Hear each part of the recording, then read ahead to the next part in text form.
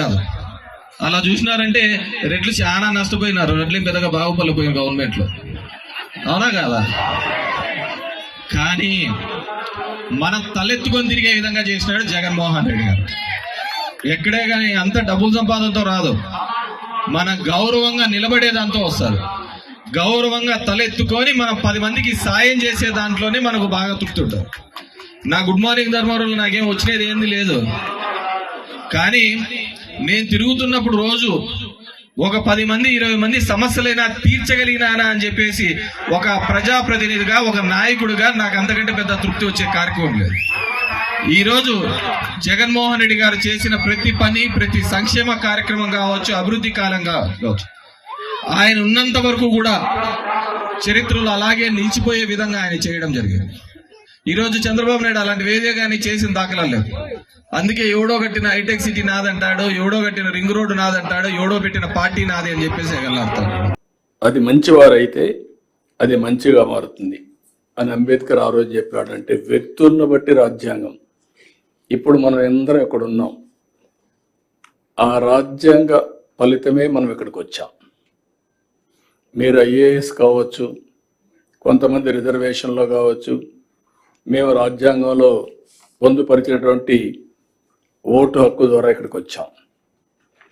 వచ్చిన తర్వాత రాజ్యాంగాన్ని ఓసారి నెమరు వేసుకోవడం కూడా మర్చిపోతున్నాం. ఓసారి రాజ్యాంగాన్ని దుర్వినియోగం చేసే పరిస్థితి వస్తూ ఉంది. కానీ బ్యూటీ ఆఫ్ డెమోక్రసీ మనం ఒకసారి చూస్తే, ఓట్ అనేది ఒక పవిత్రమైనటువంటి సైలెంట్ రెవల్యూషన్. ఆ రోజు అంబేద్కర్ గారు ఇచ్చిన ఓటు హక్కు మీరు చూస్తే, కొన్ని దేశాల్లో కొన్ని సందర్భాల్లో అందరికీ ఓటు ఇవ్వలేదు. పేదవాళ్ళకు ఓటు, కొన్ని దేశాల్లో పేదవాళ్లే కాకుండా కొన్ని వర్గాలకు కూడా ఓటు ఇవ్వని పరిస్థితి. కానీ భారతదేశంలో మొట్టమొదటి నుంచి డబ్బులుండేవాళ్ళు, డబ్బులు లేని వాళ్ళు, లేకపోతే బలహీనులు, బలవంతులు అందరికీ ఒకే ఓటు తప్ప రెండో ఓటు లేదు. ఆ ఓటు ద్వారా ఈరోజు దేశంలో ఒక విధంగా చెప్పాలంటే రాజ్యాంగాన్ని మనం కాపాడుకోగలుగుతున్నాం. ఎప్పుడైనా సరే ఏ నాయకులైనా సరే అతిగా ప్రవర్తించినా, రాజ్యాంగాన్ని దుర్వినియోగం చేసినా మళ్ళీ కరెక్ట్ చేసే శక్తి ఓటర్స్కు ఉంది. అదే రాజ్యాంగంలో ఒక బలమైన శక్తి అని చెప్పి కూడా నేను మీకు తెలియజేస్తున్నా. ఇందులో అనేక సమస్యలకి పరిష్కారం చూపించారు. అదే సమయంలో ఇప్పటికే మీరు ఒక్కసారి చూస్తే అనేక సవాళ్ళు కూడా వచ్చాయి. ఎమర్జెన్సీ లాంటి చీకటి రోజులు కూడా వచ్చాయి. అదే మరిగా లాస్ట్ 5 yearsలో మన రాష్ట్రంలో కూడా మన సమస్యలు చూసాం.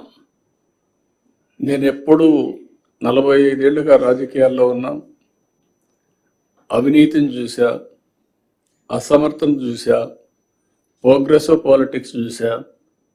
అదే మరి కొంతమంది ట్రెడిషనల్ పాలిటిక్స్ చేస్తూ వచ్చారు. కానీ ఇలాంటి రాజ్యాంగాన్ని తమ చేతుల్లోకి తీసుకొని ఏ విధంగా ప్రాథమిక హక్కులను కూడా పూర్తిగా కాలు రాశారో మనం చూసాం. అంటే ఒక్కోసారి రాజ్యాంగంలో కూడా కొన్ని కాస్ట్లీ మిస్టేక్స్ జరుగుతూ ఉంటాయి, మామూలు మిస్టేక్స్ కాదు.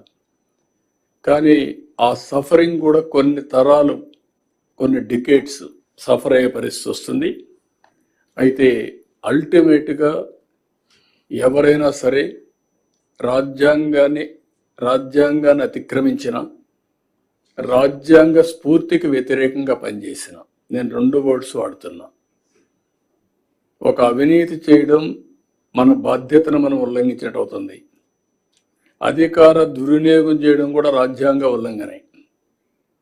రాజ్యాంగం ఒక పవిత్రమైన ఆశయంతో మనకు ఒక బాధ్యత ఇస్తే, సమాజంలో ఒక గౌరవాన్ని, గుర్తింపునిస్తే, ఆ గుర్తింపుని ప్రజల కోసం మనం ఉపయోగించాలి తప్ప మన స్వార్థం కోసమో మన ఎగోతోనో మనం చేస్తే అది కూడా తీవ్రమైన నష్టాలు జరుగుతుంది.